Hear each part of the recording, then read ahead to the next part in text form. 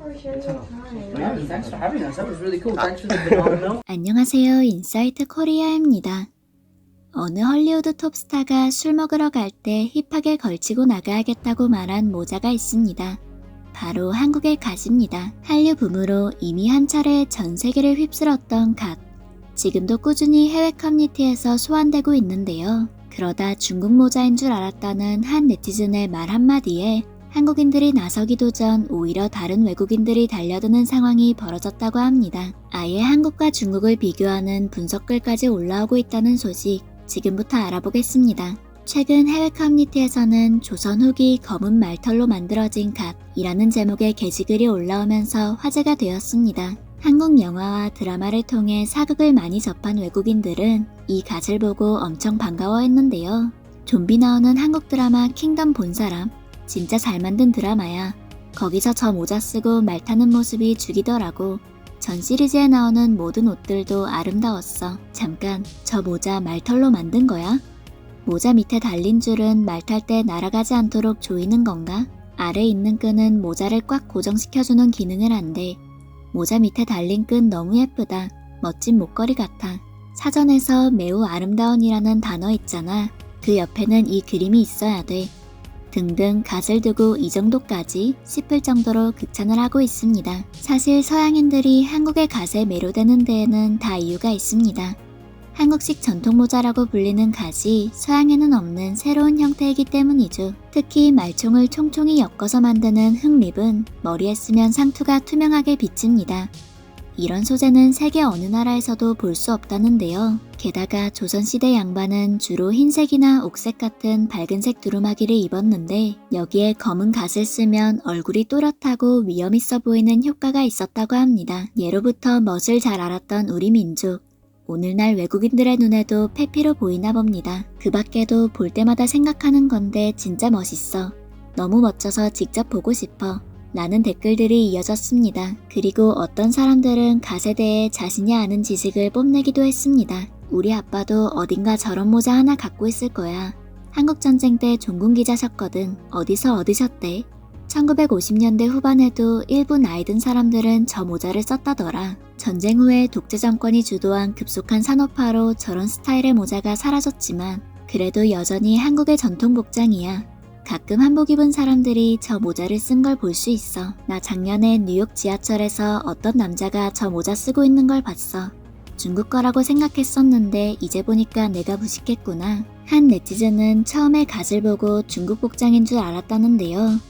이 게시글과 댓글을 보고서야 한국의 전통 복식인 줄 알게 되었다고 말했습니다. 우리가 지금 경계하고 있는 중국의 동북공정이 이렇게 흔적을 남기고 있는 것 같네요. 김치부터 한복, 아리랑, 부채춤, 판소리 등 온갖 한국의 문화를 중국 전통 문화라고 우기고 있는 중국. 요즘 중국 드라마에서는 조선시대 한복이 심심치 않게 등장하고 언젠가부터는 갓을 쓰기 시작했죠. 작년에도 중국 사극 속 주요 인물에게 갓을 씌우고 마치 자신들의 전통 의상인 것처럼 주장하는 일이 발생해서 한바탕 난리가 났던 적이 있습니다. 더 웃기는 건 제대로 따라하지도 못하고 어설프게 흉내만 냈다는 점입니다. 갓은 머리에 깊숙이 쓰는 게 아니라 살짝 얹고 턱 밑으로 끈을 조이는 건데 중국인들은 그것도 모르고 모자처럼 머리가 들어갈 정도로 푹 눌러 쓰고 있었기 때문입니다. 게다가 상투 트는 망건도 없이 갓을 쓰면 이마가 다 까지는데 역시나 그런 걸 알 턱이 없겠죠. 마치 소금도 안 절인 배추에다 고춧가루만 넣으면 김치라는 소리와 똑같은 꼴입니다. 이러니 갓만 쓴다고 해서 그게 중국 것이 될 수 있을까요? 해당 드라마를 본 중국 시청자들도 저거 한국 전통 모자 아니냐는 의문을 제기했는데요. 드라마에 출연 중이던 중국 배우 오이택은 SNS를 통해 사실을 바로잡고 싶다. 갓은 중국에서 기원해 다른 나라로 퍼졌다. 우리의 전통 문화에 대한 그릇된 인식을 봐줄 수가 없다며 훈수를 두었습니다. 그래놓고 이런 주장에 대한 자세한 근거는 제시하지 못했죠. 한반도 갓의 역사는 고대로 거슬러 올라갑니다. 경주 금령총에서 출토된 이평 백화 피모와 고구려 고분 감신총 벽화에서 그 시초를 찾아볼 수 있는데요. 문헌상으로는 삼국유사의 신라 원성왕이 복도를 벗고 소립을 썼다는 기록이 있습니다. 이 사태를 알게 된 한국 네티즌들은 오이택에게 갓은 한국의 유산이다. 중국 것이 아니다라면서 올바른 역사인식을 요구했고 중국 네티즌들 사이에서도 맞다 아니다 찬반론이 갈렸습니다. 하지만 요즘은 눈 닫고 귀 닫는 중국인들, 아예 중국이 원조라며 목소리를 크게 내고 있는 추세인데요.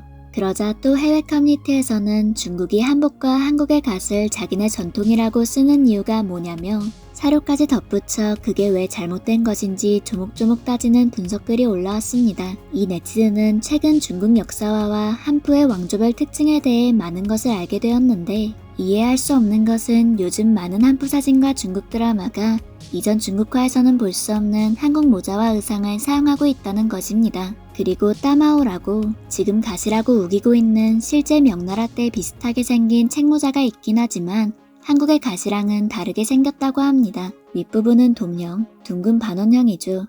저 중국의 동그란 모자는 이전 왕조인 원나라 몽골의 영향으로 이후 명나라 때부터 쓰기 시작했다고 알려져 있습니다. 이어서 그는 중국 역사 자료에는 전혀 등장하지 않는 모자를 쓴 중국 전통극이나 여러 콘텐츠 사진들을 첨부하면서 그런 드라마의 제작진은 늘 한국의 모자가 아니라 명나라 전통 모자라고 주장하지만 명나라 초상화에서 이렇게 원기둥에 가깝고 윗부분이 납작한 모자는 본 적이 없다고도 덧붙였습니다. 오히려 그런 것들은 조선시대에 그려진 그림과 사진, 한국을 의인화한 만화에서나 볼 수 있는 스타일에 가깝다면서 말이죠. 이에 많은 해외 네티즌들도 하나같이 맞는 말이라며 힘을 실어주고 있습니다. 중국에서 한류 금지법을 시행한 후로 저런 노골적인 사례를 더 많이 봤습니다. 드라마, 예능, 노래, 그리고 전반적인 중국 내 엔터테인먼트 문화는 한국으로부터 깊게 영감을 받는 것 같아요. 맞아요. 넷플릭스 킹덤에 갓이 등장한 후로 중국인들은 갓을 자신들의 전통 모자라고 소개하기 시작했어요.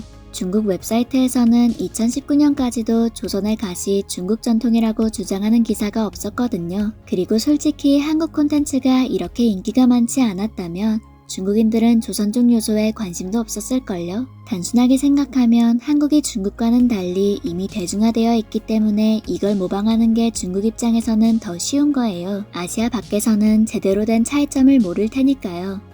이렇게 연구와 디자인에 있어서 게으른 게 중국 문화예요. 이처럼 해외 네티즌들도 신랄하게 중국을 비판하고 있는데요.